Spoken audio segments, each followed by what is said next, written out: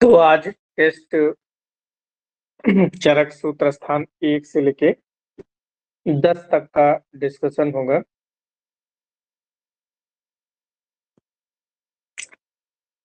तो चरक सूत्र स्थान 1 से 10 में सबसे पहले बात करते हैं क्वेश्चन नंबर 1 की। निम्न में से स्कंद त्रय नहीं है। तो स्कंद त्रय क्या नहीं है, उसके लिए आपको पता होना चाहिए कि स्कंद त्रय होता क्या है। तो स्कंद त्रय हेतु, लिंग और औषध, ये तीन जो होते हैं इनको त्रिसूत्र कहा जाता है। और स्कंद त्रय जो होते हैं हेतु, द्रव्य और दोष को कहते हैं। तो इसमें हेतु है, द्रव्य है, दोष है, यानी कि स्कंद त्रय यहाँ पर लिंग हो जाता है। लिंग का मतलब सिम्टम या जो लक्षण होते हैं उसे लिंग कहा जाता है। तो स्कंद त्रय क्या होंगे? हेतु, द्रव्य और दोष को स्कंद त्रय कहा जाता है, जबकि हेतु, लिंग और औषध को स्कंद, त्रिस्कंद या त्रिसूत्र कहा जाता है।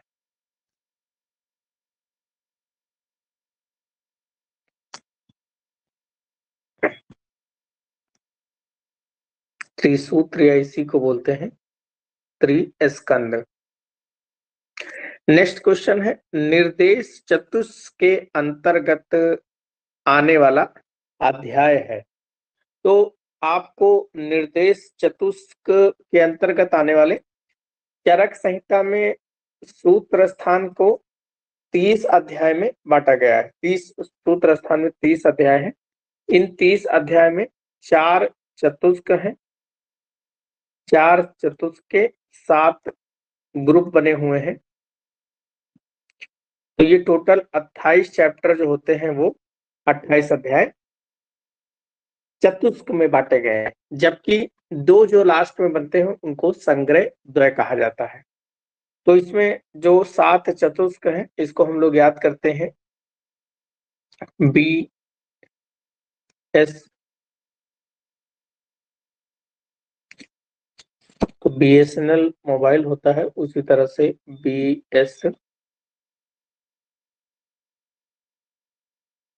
BSN, KRA,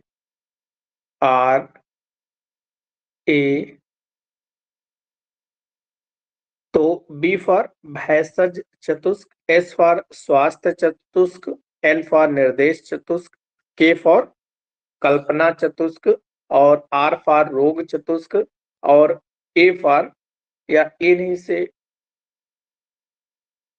रोग चतुष्क के बाद में फिर योजना चतुष्क Y और लास्ट में फिर A है। रोग चतुष्क, योजना चतुष्क और लास्ट में अन्नपान चतुष्क। तो यहाँ पर क्वेश्चन ध्यान से पढ़ें। क्वेश्चन में पूछा गया है कि निर्देश चतुष्क, तो ये 4-4 अध्याय हो गए, शुरुआत के 4-4-4। फिर निर्देश चतुष्क चैप्टर नंबर 9 से लेकर 12 अध्याय, तो 9, 10, 11, 12 ये 4 जो अध्याय हैं ये निर्देश चतुष्क के अंतर्गत आते हैं। और इसमें निर्देश चतुष्क में देखें तो सबसे पहला लिखा है स्नेहन अध्याय। तो स्नेहन अध्याय चैप्टर नंबर 13 होता है, जो कि कल्पना चतुष्क के अंतर्गत आता है। स्वेदन अध्याय भी कल्पना चतुष्क के अंतर्गत आता है, 14वां चैप्टर है। वाद कला कली अध्याय ये 12वां अध्याय है। वाद कला कली अध्याय यानी कि ये ठीक है, आंसर सी सही है। ना वेगान धारणी अध्याय ये 7वां चैप्टर है, तो ये स्वास्थ्य चतुष्क के अंतर्गत आएगा। नेक्स्ट उसके बाद देखें, मेष वृषण किसका पर्याय है? तो ये इंद्र का पर्याय होता है। मेष वृषण, इंद्र के बहुत सारे पर्याय आते हैं, जिसमें मेष वृषण है और बल हंतार है, अमर प्रभु है, अमर गुरु है, सहस्त्रानन, मेष वृषण, सचीपति, शक्र, ये सारे पर्याय इंद्र के हैं। नेक्स्ट है, निम्न में से सतन कथन सत्य कौन सा है? तो ये एक असर्शन रीजन का क्वेश्चन है। तो इसमें लिखा है कि आरोग्य चतुर्विध पुरुषार्थ का मूल है। पहला तो ये दिया है। दूसरा कथन दिया है कि स्वास्थ्य और आतुर के लिए त्रिसूत्र का ज्ञान आवश्यक है। अब ऐसे क्वेश्चन जब भी पूछे जाए पहले तो उनके ऑप्शन पढ़ो, क्या क्या दिया गया है। ऑप्शन दिया गया है कि ए सत्य है, बी असत्य है, जो कि गलत है, क्योंकि आरोग्य जो है पुरुषार्थ चतुर्विध का मूल है, ये ठीक है। पुरुषार्थ चतुर्थ क्या होता है, तो काम, पुरुषार्थ चतुष्ट में 4 चीजें होती हैं, धर्म अर्थ काम और मोक्ष, ये पुरुषार्थ चतुष्ट कहलाता है। इसमें आरोग्य पुरुषार्थ, क्योंकि जब कोई व्यक्ति आरोग्य रहे, जब कोई ठीक रहेगा, स्वस्थ रहेगा, तभी वो धर्म अर्थ काम और मोक्ष को प्राप्त करता है।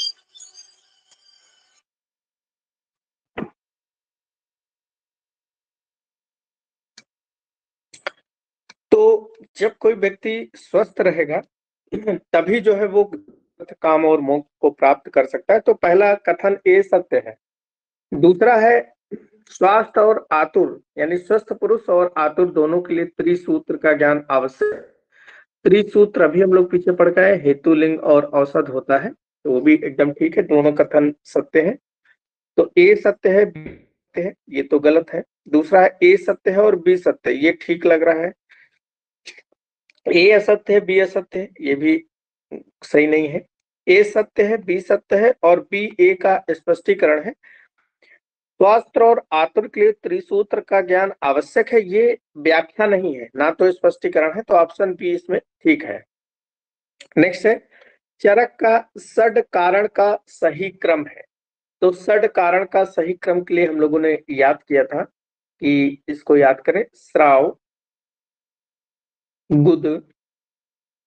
तो सबसे पहले सा से देखें सामान्य और वा से विशेष। तो पहला सामान्य विशेष, गुद में गा से गुण। तो इसमें ऑप्शन देखते रहे सामान्य विशेष, और उसके बाद में गुण लास्ट वाले ऑप्शन में आएगा। फिर उसके बाद में द्रव्य, श्राव गुद के सम। तो सामान्य विशेष, गुण द्रव्य और गुण द्रव्य कर्म और समवाय, ये लास्ट वाला ऑप्शन डी इसका सही सीक्वेंस है। क्योंकि हम लोग द्रव्य गुण कर्म सामान्य विशेष समवाय जो पढ़ते हैं वो वैशेषिक दर्शन के षड पदार्थ बताए गए हैं, जबकि चरक ने इसे षड कारण कहा है। नेक्स्ट क्वेश्चन नंबर 6 देखें। निम्न में से किस रोग में चक्रपाणी के अनुसार 5 दिन तक लंघन बताया गया है। तो चक्रपाणी ने अच्छी कुच्छी भव रोगा, तो इसमें अच्छी आंखों के रोग, कुच्छी मतलब उदर से संबंधित रोग, इनमें उन्होंने, इसके अलावा व्रण, ज्वर, इन सभी रोगों में उन्होंने बताया है कि 5 दिन तक लंघन करना चाहिए। तो अच्छी रोग है, व्रण, दोनों ऑप्शन सही है। तो ऑप्शन डी ए और बी। इसमें एक है कि उन्होंने कुच्छी रोग बताया है। हालांकि कुच्छी उदर, अगर अगर कहीं पर ऑल ऑप्शन दिख जाए, ऑल ऑप्शन होता तो ऑप्शन ऑल, क्योंकि उदर कुच्छी रोग उदर रोग ही कहलाते हैं। क्योंकि यहाँ पर ऑप्शन ऐसा मैंने बनाया है कि ए और बी को ही सही यहाँ पर आप कर सकते हैं, तो ऐसे भी क्वेश्चंस को ध्यान रखें। कई जगह आपको लगेगा कि इसमें तो यार सब सही है, लेकिन उस सही में से कितना सही है उसको आपको चूज करना है। तो यहाँ पर ऑप्शन डी सही है। नेक्स्ट क्वेश्चन देखें, चेतना अनुवर्ती, ये किसका पर्याय है। तो चेतना अनुवर्ती मन, आत्मा, आयु, इंद्री। तो इसमें से चेतनानुवर्ती हम लोगों ने आयु का पर्याय पढ़ा है, ऑप्शन सी सही है। तो चेतनानुवर्ती पर्याय आयु का होता है। तो हम लोगों ने एक श्लोक पढ़ा भी है, शरीर इंद्री सत्व आत्मा संयोगे धारी जीवितम। तो शरीरी इंद्री सत्व आत्मा, इनके संयोग को आयु कहा जाता है, जिसका धारी और जीवित पर्याय होता है, और चेतनानुवर्ती पर्याय भी उसका। नेक्स्ट उसके आगे देखें, तुल्यार्था ही सामान्य किस प्रकार का सामान्य है। तो सामान्य आपको पता कि सामान्य 3 प्रकार के होते हैं, सामान्य, द्रव्य सामान्य और कर्म सामान्य। इसी तरह से विशेष भी 3 प्रकार के होते हैं, गुण विशेष, द्रव्य विशेष और कर्म विशेष। तुल्यार्था ही सामान्यम किस प्रकार का सामान्य है? तो पहले देखें कि तुल्यार्था, दो चीजों में क्या चीज समानताएं होती हैं आधार पर। तो यहाँ किसकी तुलना करते हैं हम? कर्म के आधार पर। जैसे हम पैदल चल रहे हैं तो वात बढ़ जाएगी, तो वायु का बढ़ना पैदल दोनों एक समान सामान्य हो जाएंगे। बैठ जाने से कफ बढ़ जाएगा, तो ये कर्म सामान्य है। ऐसे ही गुण सामान्य क्या है? गुण सामान्य में जब हम मधुर, शीत, बहल, पिच्छिल इन गुणों का सेवन करते हैं, जैसे दूध और घी में ये जो गुण होते हैं, इन गुणों के सेवन के कारण से शरीर में जब शुक्र धातु बढ़ती है, तो दोनों के गुणों के आधार पर दो, क्योंकि शुक्र के भी गुण कैसे हैं? पिच्छिल, बहल, मधुर, यही प्रसन्न, यही गुण होते हैं। द्रव्य सामान्य क्या है? जब हम किसी द्रव्य का सेवन करें, जैसे मांस खाने से मांस की बढ़ती वृद्धि होती, तो उसे हम द्रव्य सामान्य कहते हैं। फिर उसके बाद में नेक्स्ट लिखा है चेतनम द्रव्यम रिक्त स्थान की पूर्ति करें। तो चेतनम द्रव्यम आगे क्या होगा? तो इसमें ऐसे द्रव्य जिसमें चेतना होती है वो द्रव्य आते हैं। सा इंद्रिय वाले द्रव्य कि उनके अंदर इंद्रिय है, और निरेंद्रिय क्या है? वो अचेतन द्रव्य कहलाते हैं। तो यहाँ चेतन द्रव्य कौन से हैं? जिसमें इंद्रियां होती हैं। नेक्स्ट, सुश्रुत के अनुसार चतुर्विध भूत ग्राम है। तो सुश्रुत ने चतुर्विध, देखो ये क्वेश्चन आपको मिला होगा, तो इसमें ऑप्शन जो है वो हमने 2 ऑप्शन डी बना दिए हैं, क्योंकि हमको ऑल सही कराना था। जरायुज, अंडज, स्वेदज, उद्भिज और तो ये चारों जो होते हैं, ये सुश्रुत के अनुसार चतुर्विध भूत ग्राम, सुश्रुत सूत्र स्थान 1 में चतुर्विध भूत ग्राम बताया गया है इनको। नेक्स्ट, अपृथक भाव भूमि आदि नाम में किस प्रकार का संबंध है? तो अपृथक भाव, तो इसमें जब कोई चीज एक ना हो सके, तो ऐसे संबंध को हम समवाय संबंध कहते हैं। तो समवाय संबंध।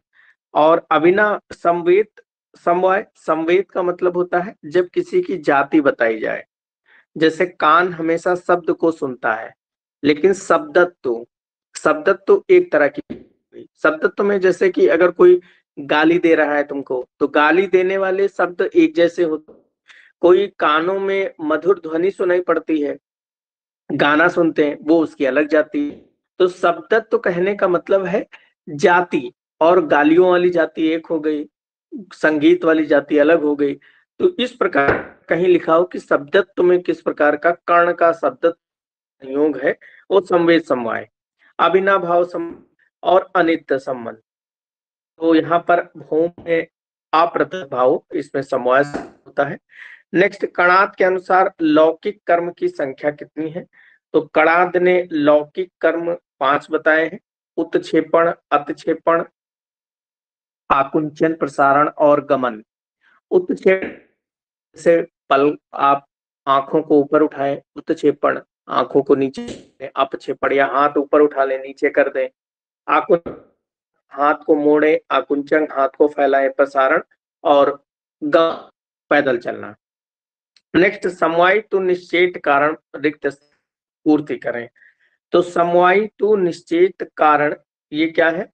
इसमें कौन चीज है जो समवाय संबंध से रहता है? तो द्रव्य, गुण, कर्म, वीर्य। तो समवाय तो निश्चेत गुण जो है समवायी तो निश्चेत कारणम गुण, तो इसका ऑप्शन बी सही होगा। क्या है? यथाश्रितम कर्म गुणा, तो जिसके ऊपर कर्म और गुण आश्रित होते हैं उसे द्रव्य कहते हैं। नेक्स्ट, तंतु संयोग होकर पट का निर्माण करना कौन सा कारण है? तो तंतु संयोग आपस में हो रहे हैं, ये असमवायी कारण है, ऑप्शन ए सही होगा। समवायी कारण तंतु और कपड़ा, जैसे आप कोई कपड़ा पहने हैं तो उसके जो रेशे हैं, अगर हम वो रेशे अलग अलग कर दें तो वो जो कपड़े का स्वरूप है, चाहे शर्ट हो चाहे वो पैंट हो, तो वो शर्ट पैंट जो होता है, अगर उसके रेशे अलग कर देंगे तो क्या उसका स्वरूप खत्म हो जाएगा। तो समवाय संबंध क्या होता है? नित्य एक दूसरे के साथ वाला संबंध होता है, तो रेस कपड़े के प्रति जो संबंध है वो समवायी कारण है। निमित्त कारण वो कारण जो इस कपड़े को बनने की सहायता करते हैं, जैसे जुलाहा कपड़ा बुनता है या फिर जो मशीनरी होता है, वो सब निमित्त कारण के अंतर्गत आता है।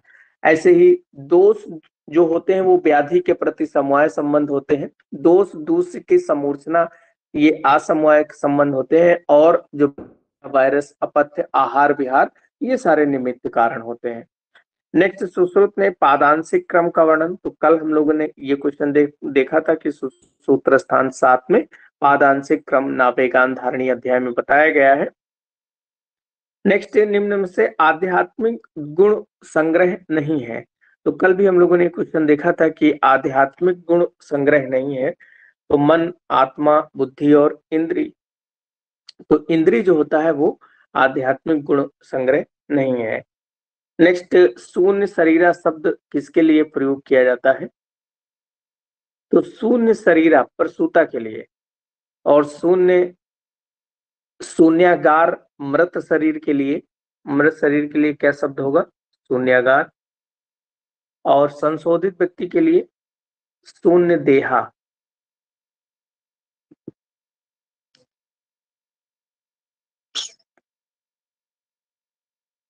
नेक्स्ट उसके आगे देखें, अष्टांग हृदय के अनुसार महारोग दुष्पुरा।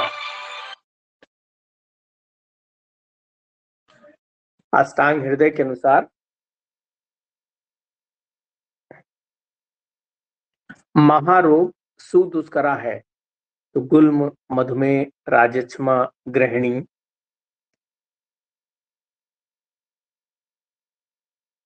गृहिणी।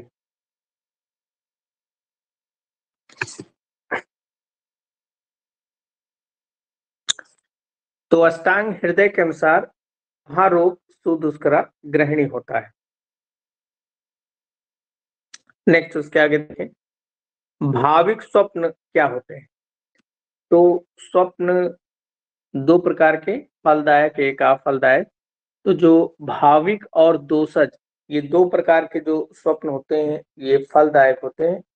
बाकी श्रुत, अनुभूत, है ना, ये सारे चीजें जो होती हैं वो अफलदायक होती हैं। भाविक और दोषज स्वप्न ये फलदायक होते हैं, तो ऑप्शन बी सही है। नेक्स्ट, प्राण कामनी रसायन पाद में वर्णित योगों की संख्या कितनी है? तो कल हम लोगों ने बात किया था 6, 37, 16, 4। तो प्राण कामनी दूसरा अध्याय है, तो ऑप्शन सी सही है। 37 योगों का वर्णन है। नेक्स्ट, सही मिलान करना है। कल इस क्वेश्चन के बारे में भी डिस्कशन करके बताया गया था कि किस रोग में कौन सा द्रव्य प्रधान होता है। जैसे हम लोगों ने पढ़ा था, एक तो ये सीक्वेंस याद रखें, माजी की इच्छा,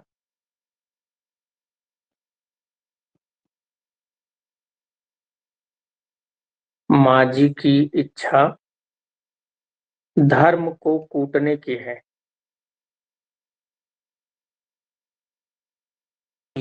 इच्छा धर्म को कूटने की है। तो ये 6 द्रव्य जो है, ये मा फॉर मदन फल, जी फॉर जिमूतक, इच्छा फॉर इक्ष्वाकु, धारमार्गो, का फॉर कुटज और कृतवेधन। तो ये जो 6 द्रव्य हैं ये कल्पस्थान 1 से 6 चैप्टर होते हैं, और इनका विभिन्न प्रकार के जो योग है किसी विशेष रोग में इनका प्रयोग किया जाता है। तो इसको याद करने के लिए फिर हम लोगों ने याद किया था, सभी कुष्ठ प्रेम से पांडु के हृदय में उतर गए। पांडु के हृदय में उतर गए। तो सभी से सर्व रोग, तो मदन फल का प्रयोग कहाँ करेंगे? सर्व रोग में। जीमूतक का प्रयोग कुष्ठ में करेंगे, इक्ष्वाकु का प्रयोग प्रमेह में करेंगे, धारमार्गों का पांडु में करेंगे, कुटज का हृदय रोग में, और कृतवेधन का उदर रोग में प्रयोग करेंगे। तो अब यहाँ से मिला लीजिए कि मदन फल ऑप्शन सी में हो जाएगा। धारमार्गों का प्रयोग कहाँ किया है? तो धारमार्गो पांडु में किया है। कुटच का हृदय रोग में किया है और इक्ष्वाकु का प्रमेह में किया है। तो जो ऑप्शन है वो सही हो जाएगा। नेक्स्ट देखें कि वैसे कभी भी ये क्वेश्चन जब भी अटेम्प्ट करें तीर बनाने वाले या मिलान करने वाले, इस बार बहुत सारे क्वेश्चन मिलान करने वाले आएंगे, ऐसा अनुमान लगा सकता है। और इन क्वेश्चंस में हमेशा ये देखिए ऑप्शन पहले पढ़ा करिए। जैसे मदन, इस पहले तो आप देखिए कि इन चारों में से आपको क्या आ रहा है। जैसे आपको बाई चांस एक कोई याद आ रहा है कि कुटच का, यार कुटच का हो सकता है हृदय रोग में प्रयोग करते, एक आ रहा है, पहले तो ये जो ABCD ऑप्शन दिए हैं इनको पहले खोजिए कि इनमें कौन सा है, पहले तो ये खोजिए। फिर उसके बाद में हो सकता है मे बी आपको आपका जो कंफर्म क्वेश्चन आपके अनुसार है उसी में से आपको ऑप्शन एक मिल जाए। तो इस बार के जो MOCH का पेपर हुआ था उसमें ऐसा ही था, अगर आपने एक ढंग से सही कर लिया तो बाकी सब खुद ब खुद मिलान से मिल जाते थे। नेक्स्ट देखें कि आयुर्वेद का षोडशांश विभाजन, ये तो JP शुक्ल ने, जगन्नाथ प्रसाद शुक्ल ने किया है, ऑप्शन डी सही है। नेक्स्ट, जल्प कल्प तरु के लेखक कौन है? तो जल्प कल्प तरु के लेखक गंगाधर राय जेजेट ने निरंतर पद व्याख्या। नेक्स्ट, चूर्ण को कसाय कल्पना के अंतर्गत किस, तो कल हम लोगों ने पढ़ा था कि काश्यप ने दो कल्पनाएं अधिक बताई हैं, चूर्ण और अभिसव। तो चूर्ण और अभिसव, टोटल काश्यप ने सप्त कसाय कल्पना बताई है। तो काश्यप ऑप्शन सही। नेक्स्ट, द्रव्य गुण के लेखक कौन है? तो कल हम लोगों ने पूछा था द्रव्य गुण के लेखक चक्रपाणी जी हैं। नेक्स्ट, चरक ने उभय उभय अभिप्लुप्ता किसे कहा है? तो चरक ने उभय अपलुप्ता ग्रह रोग को कहा है, ग्रह रोग की चिकित्सा को उभय अपलुप्त कहा है। नेक्स्ट, फलनी द्रव्य उदकीरिया का प्रयोग कहाँ करते हैं? तो फलनी द्रव्य और मूलनी द्रव्य, फलनी द्रव्य 19 होते हैं, मूलनी द्रव्य 16 होते हैं।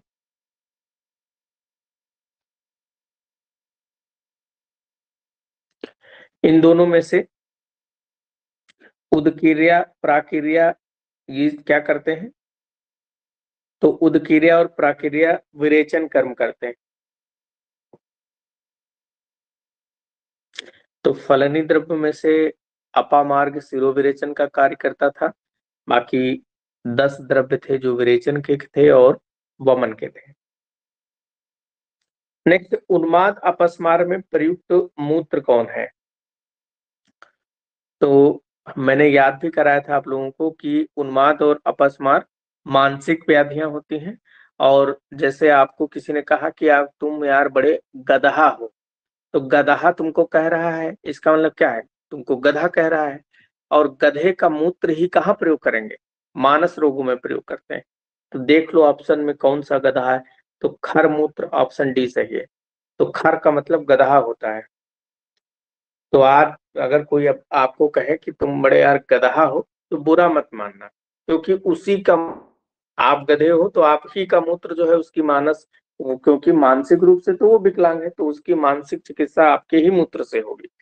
तो गधे का मूत्र कहाँ प्रयोग करते हैं? उन्माद अपस्मार में।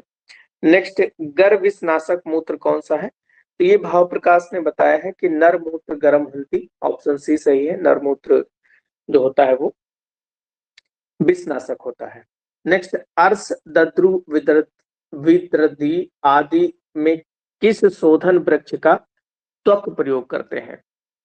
देखो शोधन वृक्ष दो होते हैं, दो प्रकार के होते हैं, एक जिनका छील प्रयोग किया जाता है और एक त्वक प्रयोग किया जाता है। छील प्रयोग करने वाले 3 हैं, त्वक वाले 3 हैं। तो अर्क अस्मंतक, अर्क अस्मंतक स्नूही, इनका दूध प्रयोग करते हैं। और तिलवक कृष्णगंधा और पूती इनकी त्वचा प्रयोग करते हैं। तो इसमें कृष्णगंधा का प्रयोग जो है अर्श दद्रु विद्रति आदि रोगों में प्रयोग किया जाता है। तो ऑप्शन बी सही है। नेक्स्ट, सिरोविरेचन द्रव्यों में कौन सा रस नहीं होता है? तो सिरोविरेचन जो द्रव्य होते हैं उसमें दो रस नहीं होते हैं, मधुर और अम्ल, यानी कि बोथ ऑप्शन सही होगा। इसके अलावा कटु, तिक्त, कसाय और लवण, ये रस इसमें सिरोविरेचन द्रव्यों में पाए जाते हैं। नेक्स्ट, तक्र, पिड्याक, साधिता, यवागु कहाँ पर प्रयोग करते हैं? तो सबसे पहले ये ध्यान रखें कि तक्र मट्ठा जो होता है वो कहीं स्नेह का अपच हो जाए, यानी कि व्यापद हो जाए, तो घृत व्यापद हो जाए, तो वहां पर मुख्य रूप से तक्र का प्रयोग किया जाता है। तो तक्र और पिड्याक, पिड्याक कहते हैं तिल की खली को, तो तक्र पिड्याक ये कहाँ प्रयोग? तैल व्यापद नाशनी, तो ऑप्शन ए सही है, तैल व्यापद नाशनी। नेक्स्ट,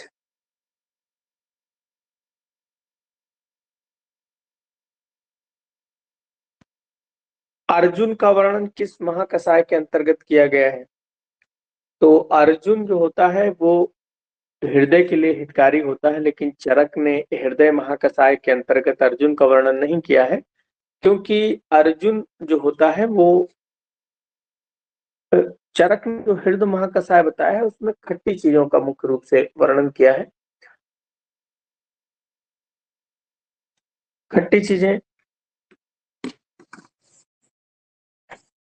जो मन को अच्छी लगती हैं उसे हृदय कहा जाता है, और खट्टी चीजें लगभग सबको अच्छी लगती हैं, तो इसीलिए उन्होंने अर्जुन वर्णन हृदय महाकसाय के अंतर्गत ना करके उदर्त पसमन महाकसाय के अंतर्गत किया है।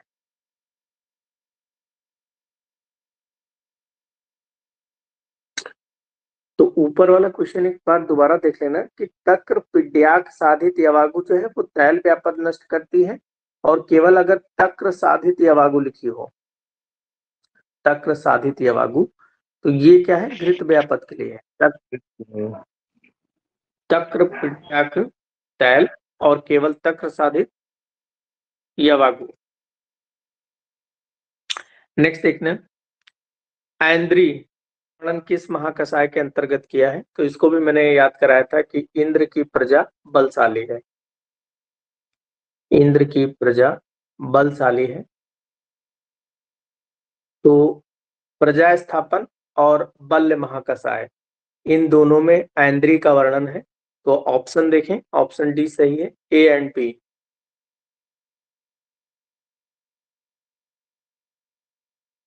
नेक्स्ट, बिल्व का वर्णन किस महाकसाय में नहीं है?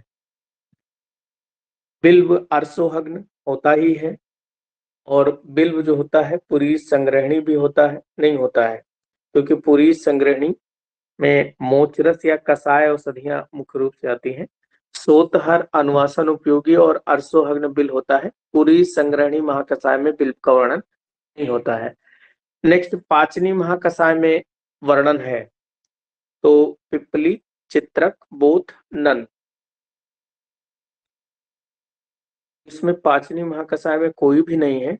कारण ये है कि चरक ने पाचनी महाकसाय का वर्णन नहीं किया है। जिन लोगों का ये क्वेश्चन गलत हुआ होगा तो थोड़ा दिमाग खोल कर वो लोग क्वेश्चन किया करें कि चरक ने दीपनी महाकसाय का वर्णन किया है, पाचनी महाकसाय का वर्णन चरक ने नहीं किया है, तो ऑप्शन डी सही होगा। नेक्स्ट, स्तंभन द्रव्यों में किस महाभूत की प्रधानता होती है? अब स्तंभन का मतलब होता है किसी भी चीज को रोकना, और कोई भी चीज जो है वो रुकेगी कब? जब वो सूख जाए, जैसे पानी बह रहा हो, किसी को पता चले अतिसार हो जाए, डायरिया हो गई, अब पानी जैसा निकल, अब जब तक वो सूखेगा नहीं तब तक जो है वो कहाँ रुकने वाला है? तो हवा चला दो, तो हवा चलने से वो क्या है? अग्नि प्रज्वलित हो जाएगी, जिससे वो सूख सकता है। तो स्तंभन महाकसायों में वायु महाभूत की प्रधानता होती है, तो ऑप्शन सी सही है। नेक्स्ट, यश यष्टि मधु का वर्णन किस महाकसाय में किया गया है? तो यष्टि मधु का वर्णन 11 महाकसाय में किया गया है, तो कभी भी ऐसा क्वेश्चन पूछा जाए तो हमेशा ऑल के साथ जाओ।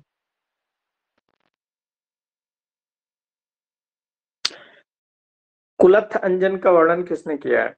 तो वैसे तो रस ग्रंथों में अगर देखा जाए तो अंजन जो होते हैं वो 5 प्रकार के वर्णित किए गए हैं। सुश्रुत की बात करें तो अंजन 3 प्रकार के बताए हैं, एलएसआर, लेखन, स्नेहन और रोपण अंजन। चरक ने सौवीरांजन, श्रोतांजन का वर्णन किया है, जिसमें उन्होंने सौवीरांजन का प्रयोग नित्य बताया और श्रेष्ठ होता है, जबकि श्रोतांजन जो है वो श्रावणार्थ प्रयोग किया जाता है पंच या अष्टरात्रि में, जिसको अष्टांग हृदय ने सप्तरात्रि कहा है। यहाँ पर कुलथ अंजन किसने बताया है? तो अंजन को 6 प्रकार का माना है रस रत्न समुच्चय ने, नहीं, राज निघंटू ने कुलथ अंजन बताया है।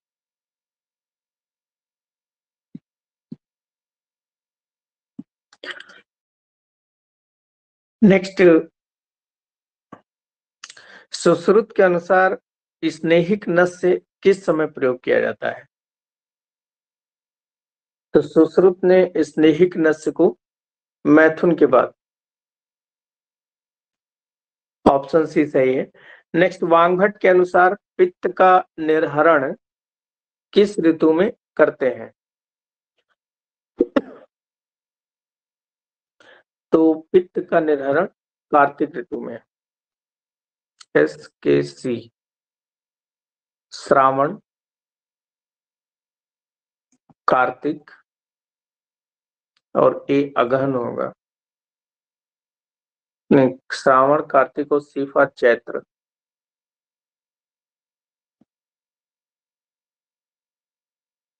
चैत्र।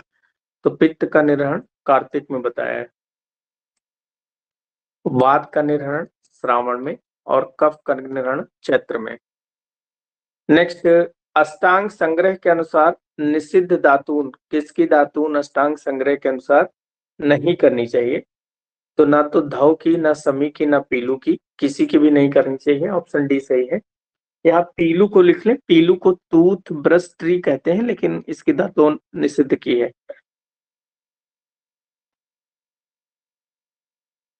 नेक्स्ट है स्वेद भीभत्सा हंति।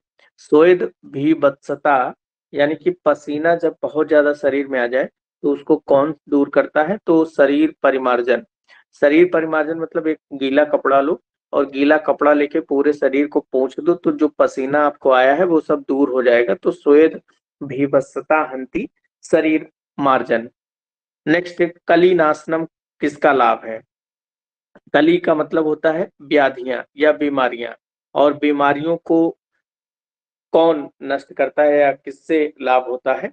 तो जब आप शुद्धि रखेंगे शरीर में, तो पैर और मल मार्गों की शुद्धि से कलिनाशनम। तो ऑप्शन ए सही है। नेक्स्ट, इते प्रशमन, ये लाभ किससे प्राप्त होता है? इते मतलब जो व्याधियां आपको होने वाली हैं, भविष्य की व्याधियां हो सकती हैं, तो उन्हें हम इते प्रशमन कहते हैं।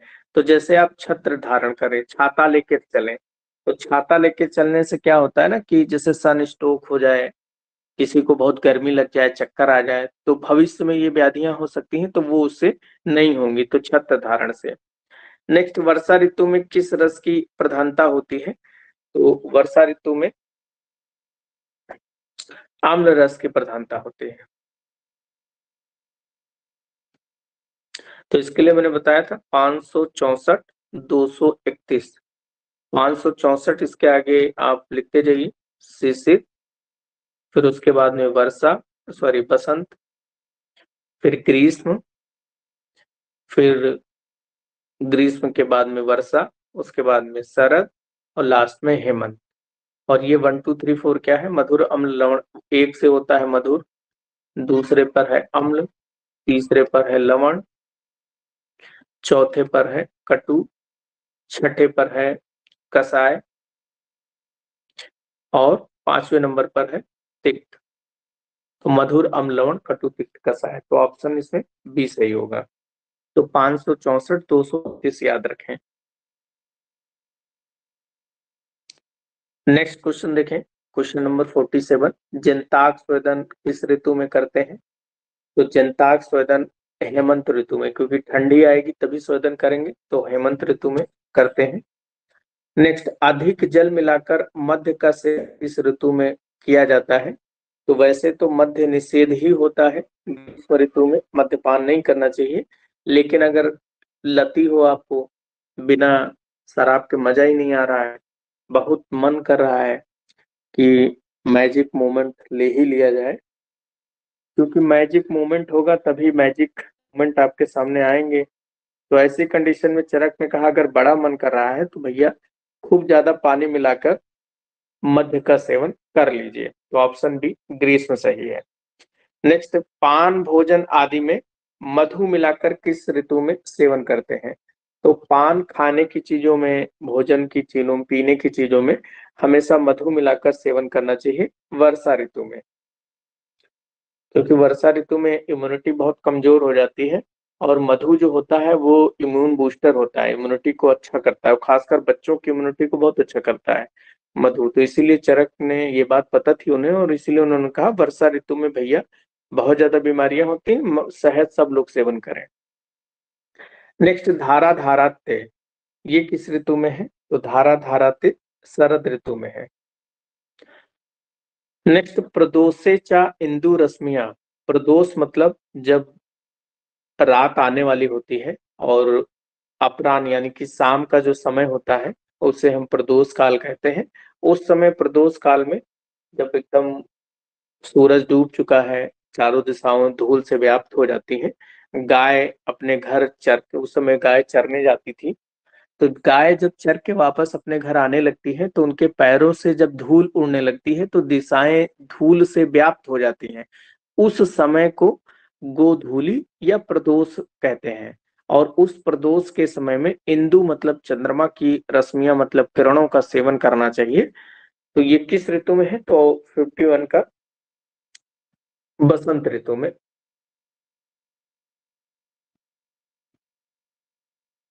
सॉरी, बसंत नहीं, शरद ऋतु में।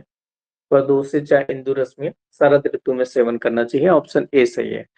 नेक्स्ट, कुष्ठ रोग किस वेग को धारण करने से होता है? तो जितने भी स्किन डिसऑर्डर हैं, कुष्ठ है, विसर्प है, तद्रु है, पिडिका है, ये जितने भी हैं वमन के वेग को धारण करने, छर्दी के वेग को धारण करने से होता है। नेक्स्ट, प्रमाथी अन्नपान, तो प्रमाथी अन्नपान वो अन्नपान होते हैं जो अपने वीर्य के प्रभाव से कोष्ठ में चिपके हुए मल होते हैं उनको मथ कर निकाल देता है, ऐसे अन्न को प्रमाथी अन्न कहा जाता है। तो इनका सेवन किस वेद नहीं होगा, किस वेग की चिकित्सा में करते हैं? तो पुरीस के वेग में, अगर पुरीस का वेग किसी ने रोका है तो उसको बाहर निकालना है, पुरीस को हमको प्रमाथी अन्न उसको खिलाना चाहिए। नेक्स्ट, अष्टांग हृदय के अनुसार कफ का संचय होता है। तो अष्टांग हृदय ने बताया कि कफ का संचय जब शीत से युक्त स्निग्ध गुण, शीत से युक्त स्निग्ध गुण से कफ का संचय होता है। नेक्स्ट, विबंध हृदयो उरसा, विबंध हृदय में और उरस मतलब चेस्ट एरिया में, तो हृदय और चेस्ट एरिया में विबंध कब यानी कि जकड़ाहट कब महसूस होगी आपको, किस वेग को आप रोकेंगे? तो जब उद्गार, जैसे किसी को डकार आ रही हो, आने पर वो डकार नहीं ले रहा है क्योंकि वो 3-4 लोगों के सामने बैठा है और वो बहुत बड़े डॉक्टर साहब हैं, डकार ले नहीं सकते हैं क्योंकि ऑड लगता है। तो दूसरों को जो चीज ऑड लगती है वो चीज आपके लिए नुकसानदेह हो तो उसे कर ही लेना चाहिए, डकार लेने में क्या है, खाना खाया आ गई तो ले ही रहे हैं। लेकिन अगर आपने उसके वेग को रोक लिया तो आपके हृदय और आपके चेस्ट एरिया में जकड़ाहट हो जाएगी। नेक्स्ट, समूह किस वेग को धारण करने से होता है? तो समूह का मतलब होता है जैसे कॉन्सियसनेस और अनकॉन्सियसनेस, यानी बेहोशी की हालत ज्यादा हो, उसमें ऐसा लगे कि वो होश में ना हो, तो ऐसी सिचुएशन को बोलते हैं सम्मोह। तो सम्मोह किस वेग को धारण करने से होता है?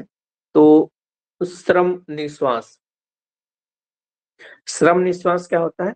जैसे आप बहुत ज्यादा काम करें और काम करने के बाद में आप अपनी सांस को रोक लें। एक तो आप काम कर रहे हैं, काम करने के लिए आपको ऑक्सीजन बहुत चाहिए और ऊपर से आप सांस को रोक ले रहे हैं तो ऑक्सीजन मिल नहीं रही, तो शरीर में क्या होगा, जितनी ऑक्सीजन है खत्म हो जाएगी, फिर आपका कॉन्शियस लेवल कम हो जाएगा, सम्मोह लक्षण आ जाएगा, तो श्रम निश्वास में। नेक्स्ट हृदय व्यथा। हृदय व्यथा, आपके हृदय में कब व्यथा मतलब पैल्पिटेशन जैसा होगा, तो किस वेग के उदाहरण से है, तो ये शुक्र और पिपासा दोनों से है।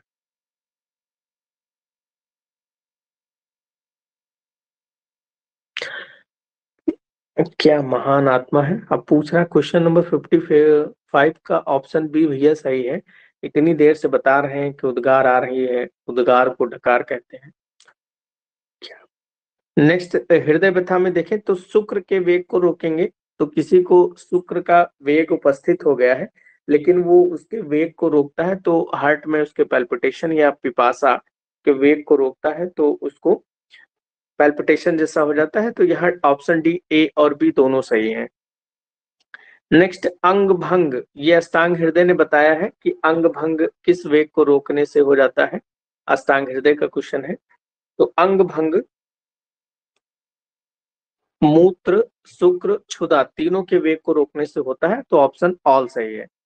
नेक्स्ट विपरीत गुणास्तेषाम विधिहितम रिक्त स्थान के पूर्ति करें, तो विपरीत गुण बहुत आसान सा क्वेश्चन ये है, अगर थोड़ा सा दिमाग लगाएं कि आपकी जो प्रकृति है, तो इसमें ऑप्शन सी देखें, प्रकृति ही सही होगा, नहीं सी नहीं, डी विपरीत गुणास्तेषाम स्वस्थ व्रत विधिहितम, तो स्वस्थ व्रत के दृष्टिकोण से आपको अपने प्रकृति के विपरीत गुणों का सेवन करना चाहिए, तो ऑप्शन डी सही है। नेक्स्ट अति इंद्रिय है, अति इंद्रिय क्या होता है, तो मन और आत्मा दोनों ही अति इंद्रिय होते हैं। नेक्स्ट मन का प्रधान विषय क्या होता है, तो मन है तो वो चिंता करेगा, तो प्रधान विषय मन का क्या है, चिंता करना, तो लोग हमेशा चिंता में ही डूबे रहते हैं कि उसने क्या खाया है, मेरे बाबू ने क्या पिया है, और बाबू पता लगे पी के पड़े हुए हैं पार्क में और इनको यहाँ पता ही नहीं चल रहा है कि बाबू ने क्या खाया है क्या पिया, बाबू इस हालत में ही नहीं बताने के कि उन्होंने क्या खाया है क्या पिया है, क्योंकि वो पहले ही पी लिए हैं। तो चिंता जो आप लोग करते रहते हैं ना, तो वही प्रधान विषय मन का होता है, चिंता। नेक्स्ट उसके आगे देखें, पूज्य मंगल पदार्थों को किस तरफ से निकलना नहीं चाहिए, तो पूज्य या मंगल पदार्थ जो होते हैं उनके दक्षिण दिशा से आपको नहीं निकलना चाहिए, उनके हमेशा बाईं तरफ से निकलना चाहिए। नेक्स्ट उपस्थाता को परिस्रावी किसने कहा है, तो भेल ने उपस्थाता को परिस्रावी कहा है। क्वेश्चन नंबर 64 देखें, वैद्य की वृत्तियां नहीं होती हैं, तो मैत्री करुणा प्रीति ये वैद्य की वृत्तियां होती हैं, वृत्तियों का मतलब ये वैद्य के गुण होने चाहिए। वैद्य के अंदर, डॉक्टर के अंदर ये होना चाहिए कि पेशेंट आए तो उसके पास साथ में मित्रता का व्यवहार करे, उसके साथ में करुणा मतलब उसके दया दिखाए, उसको प्रीति प्रेम पूर्वक करें। लेकिन अगर ये सब चीजें कर दिया तो फिर चरक जैसे तो थे नहीं आप राज्य वैद्य है नहीं कि राजा के समान आपको जो है मान सम्मान और पैसा मिले, अगर इतना व्यवहार कर दिया तो फिर जो फीस मिलनी है वो भी नहीं मिलेगी, पेशेंट भाग जाएगा, कहेगा डॉक्टर साहब बड़े मित्रता पूर्वक वाले हैं। तो ये आप केवल गवर्नमेंट नौकरी करके कर सकते हैं, ये वैद्य की वृत्तियां आप गवर्नमेंट नौकरी कर रहे हैं तब तो दिखा सकते हैं, लेकिन प्राइवेट प्रैक्टिशनर है तो फिर आप ये मत कीजिए, उससे ये कहिए ऑप्शन डी जो लिखा है क्षमा करें प्रभु पैसा दे के जाएं, तो ऑप्शन डी क्षमा सही है। नेक्स्ट देखें 65, ना देशो दुरुपक्रमः किन रोगों का लक्षण है, तो रोग हम लोग पढ़े थे साध्य और असाध्य होते हैं।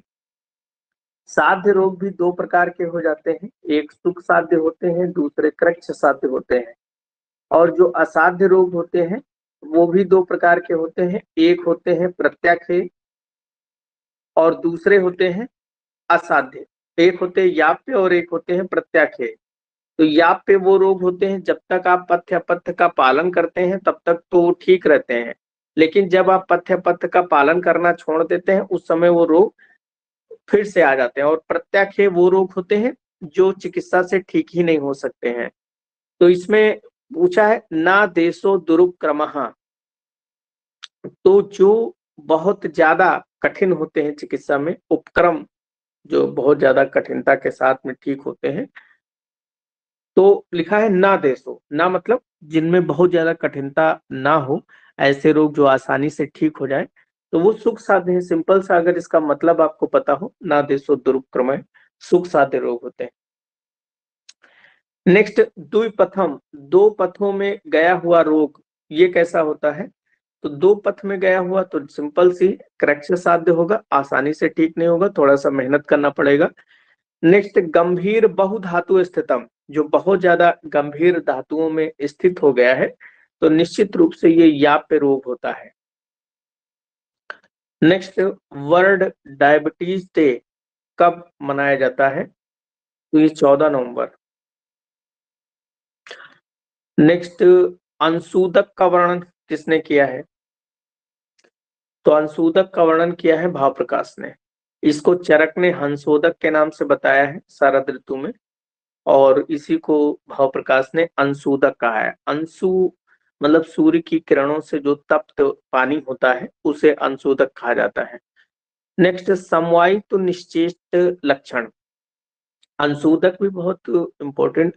उस समय घर में आरओ तो लगे नहीं होते थे, आरओ नहीं लगे होते तो पानी तो उनको भी प्यूरिफाई करके ही पीना चाहिए था। तो सन रेज में अल्ट्रावायलेट रेज होती हैं, तो अल्ट्रावायलेट रेज क्या है, और आपके घर में जो यूवी लगा हुआ है आरओ, वो उसका मतलब भी, यूवी का मतलब अल्ट्रावायलेट ही होता है। तो चाहे सूरज की गर्मी में कर लो, चाहे जो है 15,000 का आरओ ला के लगवा लो, दोनों का एक ही मतलब है। तो इसीलिए भाव प्रकाश को उस समय टेक्नोलॉजी का ज्ञान था, इसीलिए उन्होंने कहा कि भैया शरद ऋतु में बीमारियां भी ज्यादा होती है, इसलिए धूप में पहले रख दो, एंटीबैक्टीरियल प्रॉपर्टी आ जाए सूरज की किरण, फिर उसका सेवन करो। नेक्स्ट, समवायित तो निश्चेत, तो ये किसके लिए कहा है? समवायित तो निश्चेत लक्षण, ये द्रव्य का है, कर्म का है, समवाय का है, ये गुण का है।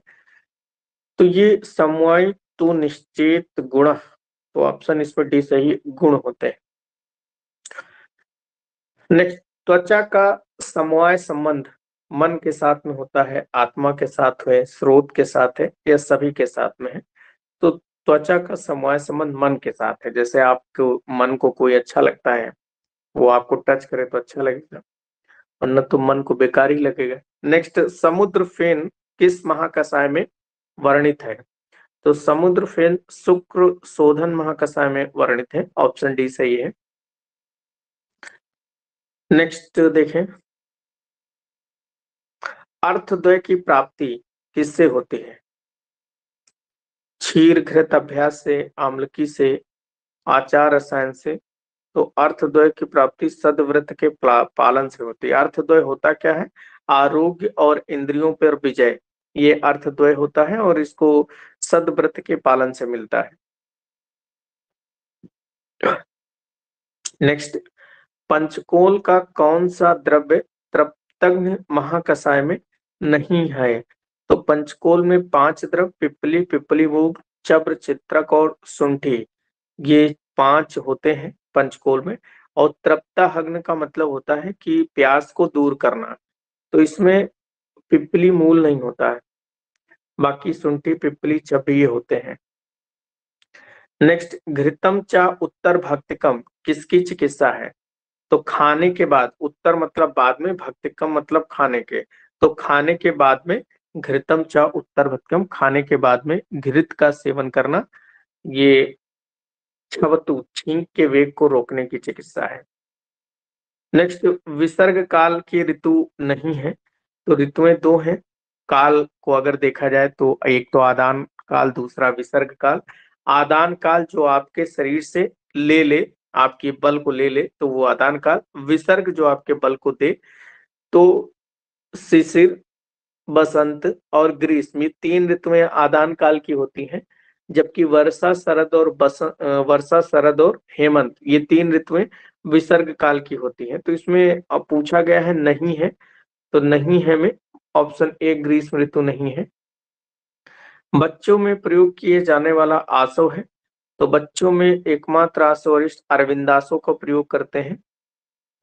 नेक्स्ट अहिफेनासो की मात्रा, अहिफेन में अहिफेन पड़ा है, बहुत ही कम मात्रा इसकी प्रयोग करते हैं, तो बूंद के रूप में इसका प्रयोग करते हैं।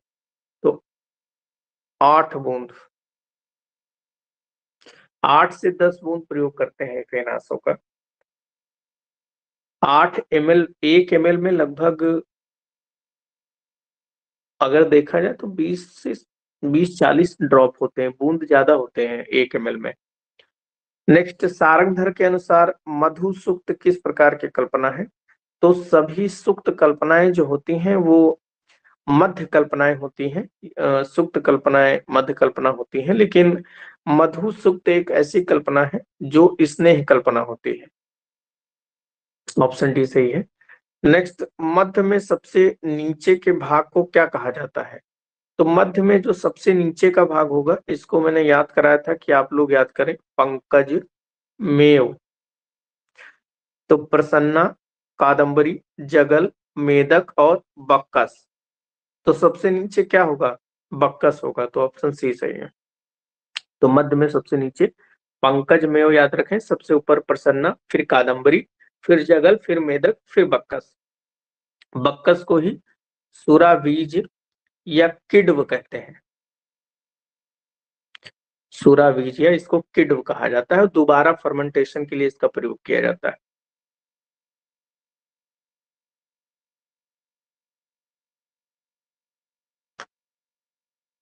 नेक्स्ट, मुद्ग रस का घटक द्रव्य है। तो मुद्ग रस बच्चों में प्रयोग किया जाता है और इसका मुख्य घटक जो है वो खटिका होता है। 81 का बी खटिका है, और एक कृमि रोग में बच्चों में कीड़े पड़ जाए पेट में तो वहां पर प्रयोग किया जाता है। नेक्स्ट, पुष्पासों की संख्या है। तो चरक ने जब चरक सूत्र स्थान 26 में आसो का वर्णन किया तो उनकी 9 योनि बताई, जिसमें पुष्पासो, फलासो, त्वकासो, पत्रासो, मूलासो। इनमें 84 पत्थतम आसो का वर्णन किया, जिसमें से पुष्पासो की संख्या 10 बताई है। Option A. नेक्स्ट, अनुक्तमान हेतु अरिष्ट बनाने के लिए गुण की मात्रा। तो अनुक्तमान ऐसा मान जो आपको पता ही ना हो, तो अनुक्तमानेषु द्रव्येषु, इसके लिए आपको गुण की जो मात्रा है वो 1 तुला प्रयोग करना चाहिए। गुण की मात्रा 1 तुला प्रयोग करें, और जो प्रक्षेप द्रव्य डालते हैं वो कितना प्रयोग करते हैं? तो वो 1/10वां हिस्सा प्रयोग करते हैं। नेक्स्ट, सुश्रुत ने मध्य का गुण नहीं बताया है। तो सुश्रुत ने मध्य के 8 गुण बताए हैं, चरक ने मध्य के 10 गुण बताए हैं, तो लघु गुण नहीं बताया है। लघु और अम्ल और लघु ये 2 गुण नहीं बताए हैं सुश्रुत ने। ऑप्शन डी से। नेक्स्ट देखिए, विष का अपाकी रस माना है। तो सुश्रुत ने विष का अपाकी रस माना है, और चरक ने अनिर्देश रस माना है। विष का अनिर्देश रस, और जबकि वाग्भट ने दोनों बता दिए, अनिर्देश और अपाकी दोनों बताया। नेक्स्ट, रक्त मोक्षण और विरेचन किस ऋतु में करना चाहिए?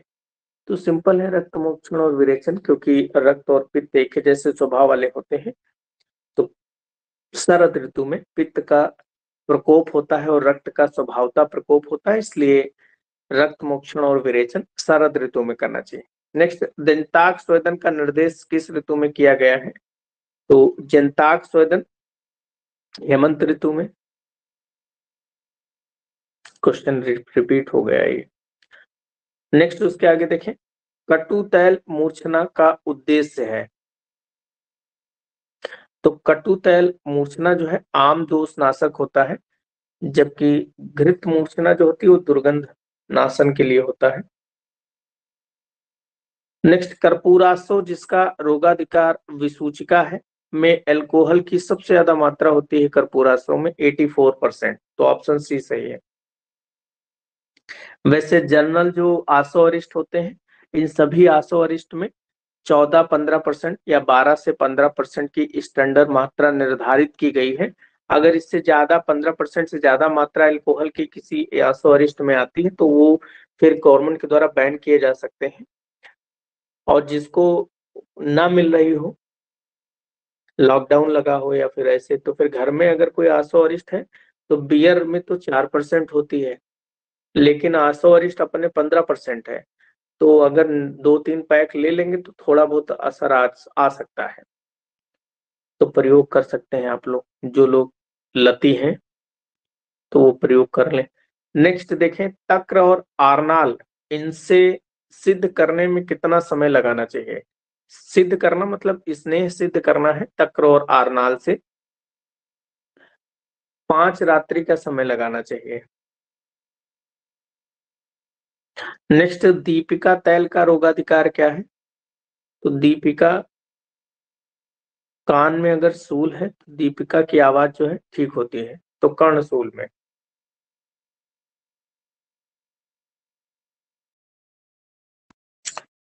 नेक्स्ट क्वेश्चन नंबर 92 देखें, चरक के अनुसार मध्यम स्नेह पाक का प्रयोग करते हैं। तो मध्यम स्नेह पाक का प्रयोग पान, बस्ती, नस से, तो पान और बस्ती दोनों में करते हैं, तो ऑप्शन डी सही है।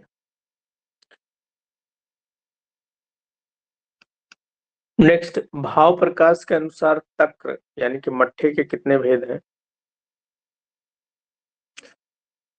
5 भेद बताए हैं। चरक ने मट्ठे के 3 भेद बताए हैं, भाव प्रकाश ने 5 बताए हैं। निम्न में से नेक्स्ट देखें, किस द्रव्य को नवीन ग्रहण करना चाहिए? तो मधु, पिप्पली और विडंग, धान्य, इन सबको पुराना ग्रहण करना चाहिए, अश्वगंधा को नवीन ग्रहण करना चाहिए।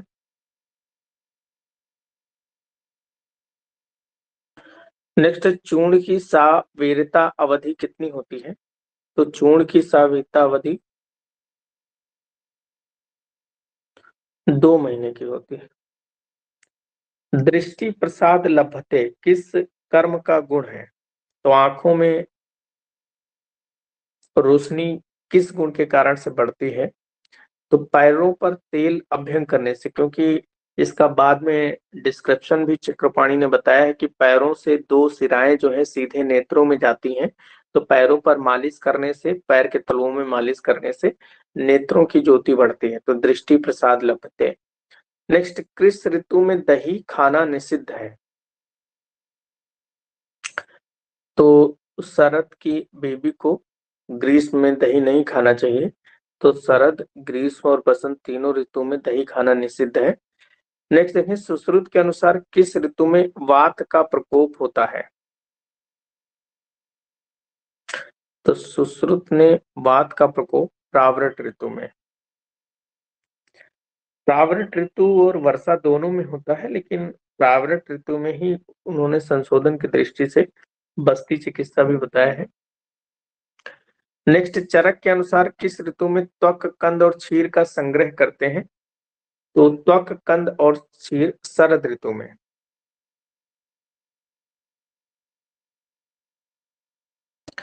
नेक्स्ट क्वेश्चन देखें, लास्ट क्वेश्चन, सुश्रुत धूमपान के काल कितने बताए? तो सुश्रुत ने 12 काल बताए हैं धूमपान के, जबकि चरक ने 8 बताए। तो ये कुछ टेस्ट पेपर था, चरक सूत्र स्थान 1 से लेके 10 तक। इसमें भैषज कल्पना की भी काफी क्वेश्चन है, हालांकि भैषज का अलग से भी टेस्ट होगा, चूंकि चरक संहिता को भैषज कल्पना का आधार ग्रंथ मानता है, और चरक सूत्र स्थान 4 में महाकसाय अध्याय में भैषज कल्पना का वर्णन भी है, तो उसके क्वेश्चन भी यहाँ पर है। चलो, किसी को कुछ पूछना है तो अभी पूछ सकता है।